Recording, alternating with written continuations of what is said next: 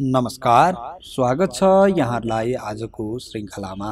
आज हामी विवाह कहाँ हुन्छ अर्थात् कुन दिशामा तपाईको विवाह हुने सम्भावना छ भन्ने कुरा तपाईको जन्मकुण्डलीको आधारमा हामी चर्चा गर्नेछौँ। यदि तपाईसँग पनि आफ्नो कुण्डली छ भने सँगसँगै हेरेर आफ्नो विवाहको दिशा निर्धारण गर्न सक्नुहुनेछ। सामान्यतया यो चाहिँ तपाईको जन्मस्थानबाट नै तपाईको चिनाको निर्माण भएको कारणले गर्दा तपाईको जन्मस्थानबाट कुन दिशातर्फ तपाईको विवाह हुने सम्भावना छ अथवा तपाईको विवाह भइसकेको छ भने हामीले बताएको कुरा मिल्यो कि मिलेन भन्ने कुरा आजको श्रृङ्खलाबाट तपाईले ज्ञात गर्न सक्नुहुनेछ। आउनुहोस् आजको श्रृङ्खलामा प्रवेश गरौँ। कुन दिशामा विवाह हुन्छ? अब तपाईसँग कुण्डली छ भने मैले भनिसकेँ, तपाईँ कुण्डली लिएर हेर्नुहोला। त्यसमा लग्न कुण्डली भनेर लेखिएको जुन चाहिँ तपाईको कुण्डली हुन्छ त्यहाँ धेरैवटा कुण्डलीहरूको निर्माण गरिएको हुनसक्छ। त्यो मध्येको लग्न कुण्डली भनेर लेखिएको कुण्डलीलाई तपाईले हेर्न सक्नुहुनेछ, जुन चाहिँ तपाईको यस्तो 12वटा घरहरूले निर्माण भएको एउटा कुण्डली हुनेछ। अब त्यसको लागि तपाईले विवाहको घरको रूपमा यो सप्तम घर जुनमा तपाईले पहेँलो रङले छुट्टै घर बनाइएको छ त्यो तपाईले देख्न सक्नुहुनेछ। त्यो तपाईको विवाहको घर हुनेछ। अब त्यो घरमा कति अङ्क लेखिएको छ भनेर त्यहाँ हेर्नुहोला। तपाईको 1 देखि 12 सम्मका अङ्कहरूमध्ये कुनै एउटा अङ्क तपाईको यो पहिलो घरमा लेखिएको हुनसक्छ। यदि तपाईको यो घरमा 1 अङ्क लेखिएको छ भने तपाईको सप्तम घरको चाहिँ राशि चाहिँ मेष हुन्छ। सप्तमेश मेष राशि हुन्छ। 2 लेखेको छ भने वृष हुन्छ। 3 लेखेको छ भने मिथुन। 4 लेखेको छ भने कर्कट। 5 लेखेको भने सिंह। 6 लेखेको भए कन्या। 7 लेखेको भए तुला। 8 लेखेको भए वृश्चिक। 9 लेखेको भए धनु र 10 लेखेको भए मकर। त्यसै गरी 11 कुम्भ र 12 लेखेको भए तपाईले मीन चाहिँ तपाईको सप्तम भावको राशि रहेछ भनेर तपाईले बुझ्न सक्नुहुनेछ र त्यसको चाहिँ आफ्नो आफ्नो स्वामी पनि निर्धारण गर्न सक्नुहुनेछ, जुन चाहिँ मैले यसै तालिकाको तल्लोपट्टि दिएको छु। मानौ तपाईको यो घरमा 5 अङ्क लेखेको छ। 5 अङ्क भनेको तपाईले यहाँबाट सिंह भनेर यहाँबाट बुझ्न सक्नुहुनेछ। अब सिंह राशिको दिशा कुन हो त भनेर चाहिँ तपाईले यो तालिकाबाट हेर्न सक्नुहुनेछ। यहाँ मेष सिंह र धनुको पूर्व दिशा भनेर यहाँबाट तपाईले जान्न सक्नुहुनेछ। यसरी तपाईकोमा 1 अङ्क लेखेको छ भने मेष हुन्छ। तपाईले बुझ्नुपर्ने मेषको पनि पूर्व हुने भयो, अथवा यहाँ 1 अङ्क 5 अङ्क अथवा 9 अङ्क लेखेको छ भने यो तीनैवटाले पूर्व दिशा भनेर तपाईले यहाँबाट जान्न सक्नुहुनेछ। अथवा तपाईको विवाह हुने दिशा एउटा पूर्व भनेर हामी 4वटा कुरा हेर्नेछौँ। 4वटा कुरामा एउटै कुरा आयो भने तपाईले ठ्याक्क त्यो पूर्व नै भनेर बुझ्नुपर्ने भयो। एउटामा पूर्व आयो, अर्कोमा पश्चिम आयो, अर्कोमा चाहिँ उत्तर आयो र फेरि अर्कोमा उत्तर आयो भने तपाईले बुझ्नुपर्ने भयो तपाईको विवाहको दिशा चाहिँ उत्तरतर्फ हुने सम्भावना ज्यादा हुन्छ भनेर। यहाँ चाहिँ हामीले 1 देखि 1, 5, 9 लेखेको छ भने पूर्व बुझ्नुपर्ने भयो। त्यसै गरी 2, 6 र 10 अङ्क लेखेको छ भनेदेखि 2, 6 र 10 अङ्क लेखेको छ भने तपाईले दक्षिण दिशा भनेर यहाँबाट बुझ्न सक्नुहुनेछ।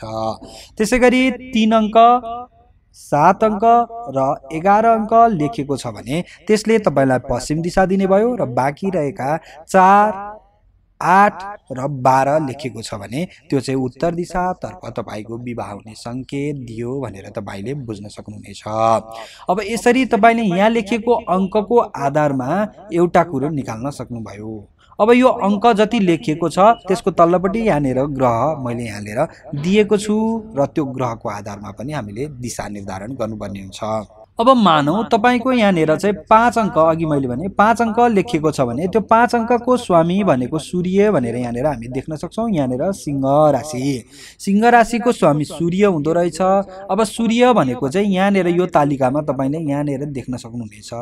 यो दिशा भनेको चाहिँ के हो त भन्दा यहाँबाट तपाईले पूर्व भनेर बुझ्नुपर्ने भयो। यो पूर्व भयो, त्यसै गरी यो पश्चिम दिशा हुने भयो, यो भनेको दक्षिण हुने भयो, यो भनेको उत्तर दिशा हुने भयो भनेर बुझ्न सक्नुहुने भयो। त्यसै गरी अब यो पूर्व र दक्षिण तर्फको उसलाई हामी आग्नेय भनेर भन्छौँ, जुनलाई अग्निकोण भनेर पनि भनिन्छ।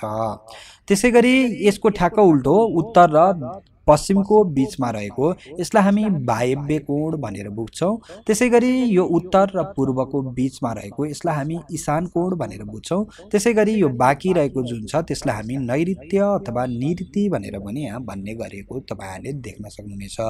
शनिलाई कतै कतै तपाईले पश्चिममा राखेको पनि देख्नुभयो भने नझुकिनु होला। यो पश्चिममा राखे पनि नैऋत्यमा राखे पनि, किनकि हामी 7वटा मात्रै ग्रहको हुन्छ। यहाँ विशेष गरी दिशा भनेको 10वटा हुन्छ। 8वटा दिशालाई चाहिँ हामी मान्छौं भने एउटा चाहिँ माथि तर्फको जसलाई आकाश र अर्को पाताल भनेर पनि मानिन्छ। 10वटा दिशाहरू हुन्छन् र यहाँनेर चाहिँ हामीले 7वटा ग्रहहरू राहु र केतुको कुनै पनि आफ्नो स्वामित्व प्राप्त गरेको राशि नहुने भएको कारणले राहु र केतुलाई हामीले राखेका छैनौं। त्यसैले गर्दा यदि राहु केतु राखियो भने सूर्यलाई चाहिँ फेरि यहाँ तल ल्याइन्छ, यो ठाउँमा चाहिँ अर्कै ग्रहहरू आएर बस्छ। यस्तो तपाईहरुले छुट्टै छुट्टै देख्न पनि सक्नुहुनेछ। तर हामीले यहाँनेर यो हेर्दै यसको लागि चाहिने जुन दिशा हो त्यो चाहिँ तपाईहरुले यही चार्टबाट फलो गर्नु होला। शनिलाई चाहिँ मैले भने पश्चिमतर्फ राखेको भए पनि नैऋत्यतर्फ राखेको भए पनि त्यसमा तपाई नझुकिनु होला। अब 5 अंक लेखिएको छ भने हामीले के भनेको सूर्य भनेपछि सूर्यले हामीलाई पूर्व दियो भनेर हामीले बुझ्ने भयौं। अब एउटा अघि हामीले 5 अंक लेखेको भए यहाँनेर चाहिँ हामीले सिंह राशि प्राप्त गर्यौं, सिंहले पनि पूर्व दियो हैन। त्यसैगरी 5 अंकको चाहिँ स्वामी सूर्यले पनि के गरे त पूर्व नै दियो। यसरी दुईवटै पूर्व आयो हाम्रो। यदि हैन तपाईकोमा चाहिँ यहाँनेर चाहिँ 8 अंक लेखेको तपाईले देख्नुभयो भने 8 को भनेको वृश्चिक हुने भयो। वृश्चिक भनेको चाहिँ उत्तर भयो। यहाँ हेर्नु है, उत्तर भयो। त्यसैगरी वृश्चिकको स्वामी तपाईले यो तालिकाबाट हेर्नुभयो भने यहाँ मंगल प्राप्त गर्नुभयो। मंगलको दिशा तपाईले यहाँ हेर्नुभयो भने यहाँ दक्षिण आयो। ल हेर्नु है, एउटा उत्तर आयो एउटा दक्षिण आयो भनेपछि यो काटियो। अब यसले उत्तर ठ्याक्क उत्तर पनि हुँदैन दक्षिण पनि हुँदैन, किन दुवै एउटैतिर भयो भने न्युट्रल बनाइदियो यसले, यो काटियो। अब हामीले बाँकी कुराहरुबाट चाहिँ एनालाइसिस गर्नुपर्ने हुन्छ भनेर बुझ्नुपर्ने भयो। दुईटै एउटै आयो भने तपाईले त्यसलाई के गर्न सक्नुभयो त पूर्व 2 भनेर एक ठाउँमा लेख्नु होला। अब त्यसैगरी एउटा पूर्व हामीले गर्दै गर्दा एउटा चाहिँ दक्षिण आउन पनि सक्छ। त्यसले हामीलाई यो तिरको दिशा आग्नेयतर्फको दिशालाई हामीले इंकित गर्नुपर्ने हुन्छ। दुईटाले ठ्याक्क एकैतिर दियो भने, एउटा पूर्व आउँदा एउटा उत्तर आइदियो भने एउटा हामीले के बुझ्नु पर्यो त यो चाहिँ हाम्रो यता ईशान तर्फको रहेछ भनेर बुझ्नुपर्ने भयो। पूर्वसँग एउटा पश्चिम आइदियो भने हामीले काट्नु पर्यो भनेर मैले तपाईलाई बुझाएँ। यो दुईवटा कुराबाट हामीले हेर्यौं। हामीले राशि र राशि स्वामीको दिशा जान्यौं भनेको राशि भनेको यहाँ जति अंक लेखिएको छ त्यसको र त्यसको स्वामी भनेको जति अंक लेखिएको छ त्यसको स्वामी यहाँ तपाईले तलको तालिकाबाट हेरेर त्यसको दिशाबाट तपाईले जान्न सक्नुहुने भयो। दुईवटा कुरा मैले तपाईलाई बताए। अब तेस्रो रूपमा चाहिँ तपाईले जुन यो 5 अंक लेखेको छ त्यसको स्वामी भनेर हामीले मान्यौं। स्वामी यही घरमा बसेको हुन्छ र हुँदैन नि त। कहिलेकाहीँ त योबाट घुमेर यो 12वटा घरमध्ये जुनसुकै घरमा पनि पुगेको हुन सक्छ। अब त्यहाँबाट तपाईले बुझ्नुपर्ने भयो त के त भन्दा यो कुन घरमा पुगेको छ भनेर तपाईले हेर्नु होला। जस्तो यो 5 को स्वामी भनेको सूर्य भयो। यदि तपाईको कुण्डलीमा सूर्य यही घरमा छ भनेदेखि त तपाईको सप्तम घरकै स्वामीको तपाईले हेर्दा भयो। यदि होइन तपाईको चाहिँ यो घरमा नभएर यदि यो 5 अंक लेखेको जुन छ अथवा तपाईको यहाँ जति अंक लेखेको छ त्यसको स्वामी भनेको तपाईले यहाँबाट देख्न सक्नुहुने भयो। 5 को स्वामी सूर्य हुने भयो। सूर्य चाहिँ मानौ तपाईको चाहिँ यो घरतिर गएर बसेको छ, यहाँनेर गएर सूर्य बसेको छ। यो भनेको एकादश घर भयो। एकादश घरमा गएर चाहिँ सूर्य बसेको छ भनेदेखि एकादश घरको स्वामी हुन्छ। यहाँनेर अर्को अंक लेखिएको हुन्छ। यहाँ 5 भएपछि 6 7 8 9 यहाँनेर 9 अंक लेखिएको हुन्छ। अब तपाईले त्यो 9 अंकको चाहिँ राशि हेर्नुपर्ने भयो। स्वामी 9 अंकको यसले के दिन्छ त धनु राशि दियो। त्यसको स्वामी भनेको चाहिँ बृहस्पति हुँदो रहेछ। त्यसैले गर्दा अब तपाईले धनुको पनि हेर्नुपर्ने भयो र बृहस्पतिको पनि दिशा हेर्नुपर्ने भयो। धनु राशिले तपाईलाई पूर्व दिशा दिन्छ भनेदेखि बृहस्पतिले के दिन्छ त भन्दा यहाँनेरको दिशा दिन्छ जुन भनेको ईशान हुन्छ। एउटा पूर्व आयो अर्को ईशान आयो।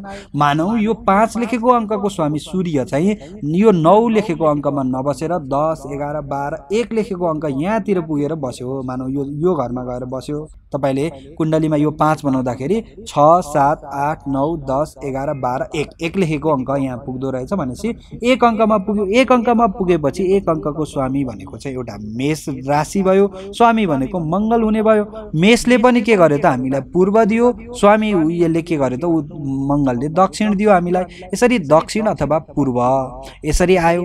5 अंकले हामीलाई अब एउटा म तपाईलाई फेरि बुझाउने छु। 5 अंकको मैले बुझाए। अब म तपाईलाई अर्कै एउटा अंक राखेर बुझाउँछु। मानौ यो घरमा 7 अंक लेखेको छ।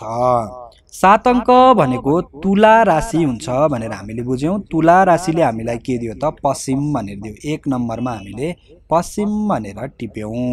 यो भनेको पश्चिमतर्फ विवाह हुने सम्भावना रह्यो। अब दोस्रोमा तुलाको स्वामी के हुन्छ त शुक्र हुन्छ। शुक्र यहाँ कहाँनिर छ त यहाँनिर छ, जुन भनेको आग्नेय हुने भयो, आग्नेय दिशातर्फ दिने भयो। यो भनेको पूर्व र दक्षिणको चाहिँ के हो त बीचको भाग हो भनेर हामीले बुझ्ने भयो। एउटा पश्चिम आइराखेको छ, एउटा आग्नेय आयो। अब तेस्रो अङ्कमा हामी जाउँ। यो 7 अङ्कको स्वामी भनेको जुन शुक्र हुन्छ, शुक्र यही घरमा बस्छ भन्ने हुँदैन। शुक्र चाहिँ यो 12वटा घरमध्ये जुनसुकै घरमा पनि गएर बसेको हुनसक्छ। मानौ शुक्र लग्नमा गएर तपाईँको बसेको छ। यो लग्नको घर भनेको यो 7 भएपछि यो 8 हुन्छ, यो 9, यो 10, यो 11, यो 12, यो 1 अङ्क लेखेको घरमा गएर शुक्र बसेको छ भनेको 1 अङ्कको घरमा गएर शुक्र बसेको छ भनेपछि 1 को स्वामी भनेको मङ्गल हुने भयो। 1 भनेको मेष राशि हुने भयो। यहाँबाट तपाईँले प्राप्त गर्नुहुने भयो। मेषले हामीलाई कहाँ दिन्छ त भन्दा तेस्रोमा हामीलाई पूर्व दियो।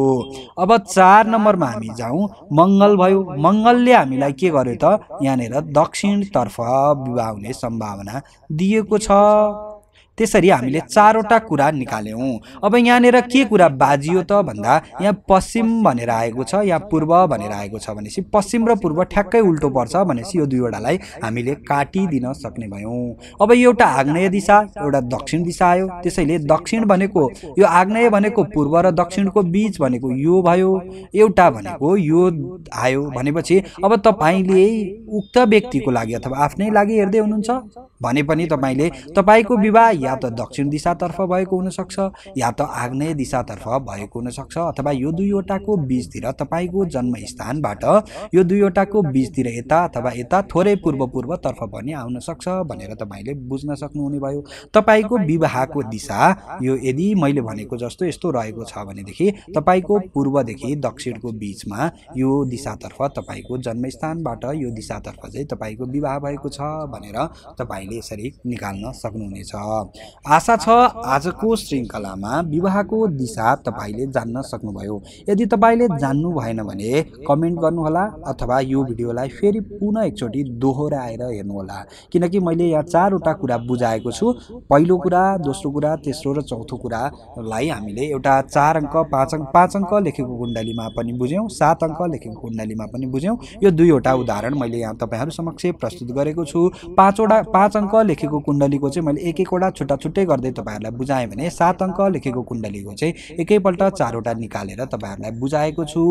आशा छ तपाईँहरूले अवश्य पनि बुझ्नु नै हुनेछ। यसरी तपाईँले आफ्नो विवाह कुन दिशामा हुन्छ भन्ने कुरा जान्न सक्नुहुनेछ। यदि तपाईँले म सँगसँगै आफ्नो चिना पनि हेर्नुभयो र तपाईँको विवाह भइसकेको छ भने मैले भनेको तपाईँको चिनामा मिलेको छ कि छैन भनेर पनि कमेन्ट गरिदिनु होला। अब विवाहको दिशा हामीले लग्न कुण्डलीको आधारमा मात्रै पनि निर्धारण गर्न सक्दैनौँ। त्यसको लागि हामीलाई नवमांशक कुण्डली पनि निर्माण भएको हुन्छ र नवमांशक कुण्डलीबाट पनि सप्तम भावको हामीले अझ डिटेलमा चाहिँ बुझ्न सक्छौँ र त्यहाँबाट हामी स्पष्ट रूपमा तपाईँको विवाहको दिशा अझ ज्ञात गर्न सक्छौँ। यदि तपाईँको योबाट मिलेको छ भने मिलिहाल्यो, यदि मिलेन भने पनि तपाईँले अर्कोबाट हेरेर यो कुरालाई रिफाइन गरेर यसलाई फाइनलाइज गर्न सक्नुहुन्छ। जस्तो तपाईँलाई आग्नेय र दक्षिण दिशा आएको छ हाम्रो, त्यसको बीचतिर हुन्छ भनेर हामीले मान्यौँ। दक्षिणतर्फ पनि हुन सक्ने भयो आग्नेयतिर, अथवा आग्नेय भनेको पूर्व र दक्षिणको बीच भएको कारणले गर्दा पूर्वतर्फ पनि थोरै विवाह हुने सम्भावना रहन्छ भनेर हामीले चर्चा गर्यौँ। आशा छ आजको श्रृङ्खलाबाट तपाईँहरूले विवाहको दिशा निर्धारण गर्न जान्नुहुनेछ।